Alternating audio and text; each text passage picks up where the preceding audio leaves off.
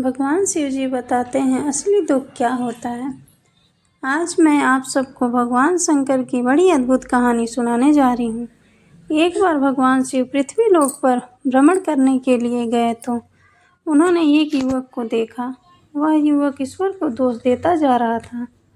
वह अपने जीवन से निराश था, दुखी था।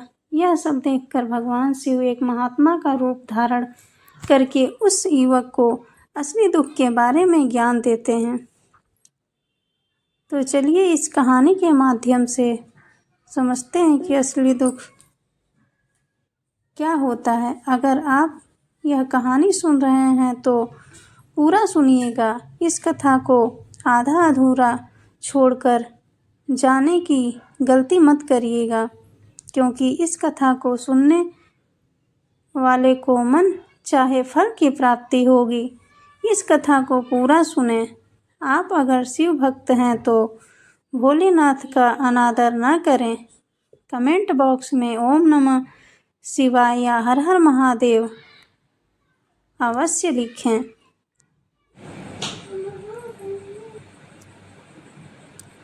सुख और दुख एक ही सिक्के के दो पहलू हैं। सुख और दुख हमारे जीवन में लगातार आते ही रहते हैं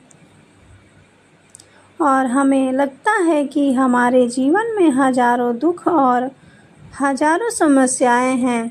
लेकिन अगर आप वास्तविक तौर पर देखें और अगर आप इस बात को अच्छी तरह से समझें तो आप यह समझ पाएंगे कि हमारे जीवन में केवल एक ही दुख होता है, और वो कौन सा दुख है और उस दुख का निवारण क्या है, उस दुख का समाधान क्या है। हम यही जानने की कोशिश करेंगे इस कहानी के माध्यम से।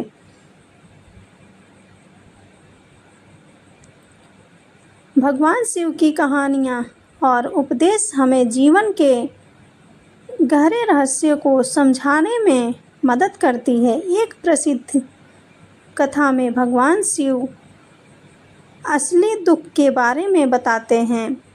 कहानी के अनुसार एक बार देवताओं और असुरों के बीच समुद्र मंथन हुआ। इस मंथन के दौरान विष उत्पन्न हुआ, जिसे पीने से सभी देवता और असुर डर रहे थे।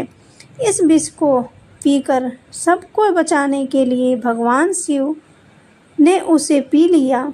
हालांकि विष ने उनके गले को नीला कर दिया और शिव जी का गला नीला हो गया, जिसे नीलकंठ के नाम से जाना जाता है। इस कथा से यह सीखने को मिलता है कि असली दुख क्या है।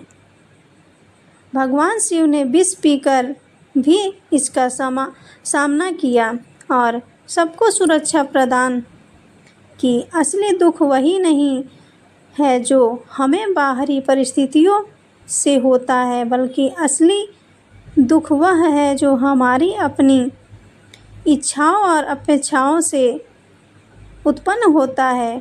भगवान शिव ने यह सिद्धांत प्रस्तुत किया कि हमें अपने भीतर की चुनौतियों और कष्टों को समझना और उनका सामना करना चाहिए।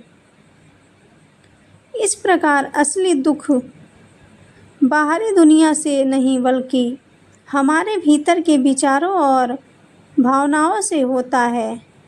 शिव जी की यह कहानी हमें आंतरिक शांति और धैर्य के महत्व को समझने में मदद करती है। एक दिन भगवान शिव और माता पार्वती कैलाश पर्वत पर बैठे हुए थे। पार्वती ने शिव से पूछा, प्रभु असली दुख का क्या है? शिव ने मुस्कुराते हुए कहा कि वह पार्वती को इस सवाल का उत्तर एक उदाहरण के माध्यम से देंगे। शिव ने एक गांव के एक लकड़हारे की कहानी सुनाई। यह लकड़हारा बहुत ही गरीब था और अपनी दिन रात की मेहनत से अपनी जिंदगी गुजार रहा था। लेकिन उसके दिल में हमेशा एक अदृश्य दुख था। हर दिन जब लकड़हारा जंगल से लकड़ी लाकर बेचता तो भी उसे कभी संतोष नहीं मिलता। वह हमेशा सोचता कि उसके पास पर्याप्त नहीं है और जीवन में कुछ कमी है। उसकी यह निरंतर खेद और असंतोष ही उसके असली दुख का कारण था। शिव ने समझाया कि असली दुख बाहरी परिस्थितियों से नहीं बल्कि व्यक्ति के अपने भीतर की असंतोष और अज्ञानता से उत्पन्न होता है। लकड़हारे के जैसे हम भी बाहरी दुनिया में खुशियों की खोज करते रहते हैं, लेकिन अंततः असली दुख तब होता है जब हम अपने भीतर के अज्ञान और निराशा को नहीं समझ पाते।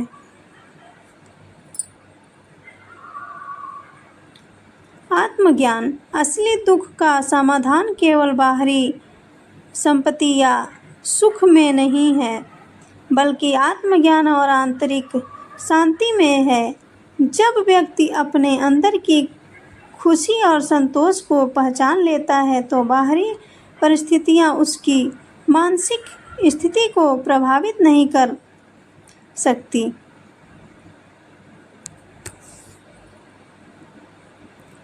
संतोष।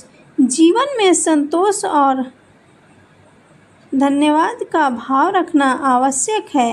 यह भाव व्यक्ति को भीतर से सशक्त और खुश रखता है।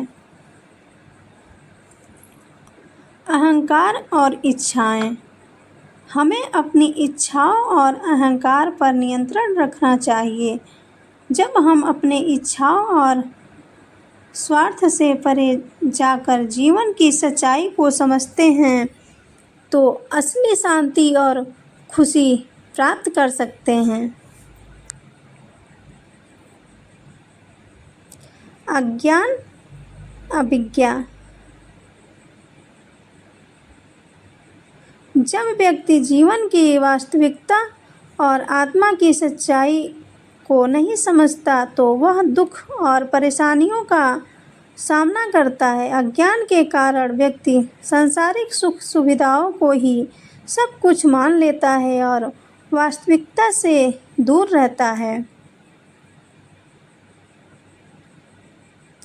अहंकार ईगो। जब व्यक्ति अपने मैं और मेरे के भाव में फंसा रहता है तो वह दूसरों के साथ संघर्ष और तनाव का सामना करता है। अहंकार की वजह से वह अपने स्वार्थ और इच्छाओं को पूरा करने के लिए परेशान रहता है। कामना और वासनाएं। अनंत इच्छाएं और वासनाएं दुख का एक प्रमुख कारण है। जब व्यक्ति अपनी इच्छाओं को पूरा नहीं कर पाता तो वह निराशा और दुख का सामना करता है। कर्म फल। व्यक्ति द्वारा किए गए बुरे कर्म या गलत कार्य की दुख का कारण बन सकते हैं। इन कर्मों का परिणाम दुख के रूप में मिलता है।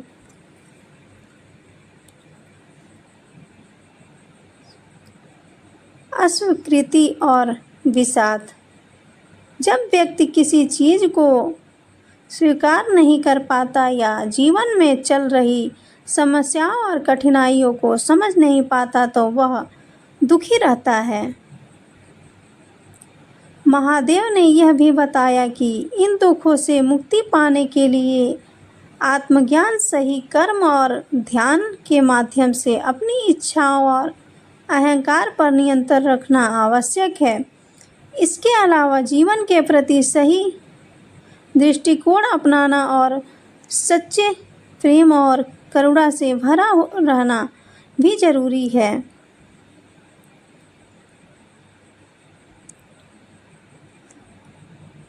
दोस्तों, वीडियो अच्छी लगी हो तो एक लाइक और चैनल को सब्सक्राइब ज़रूर करें।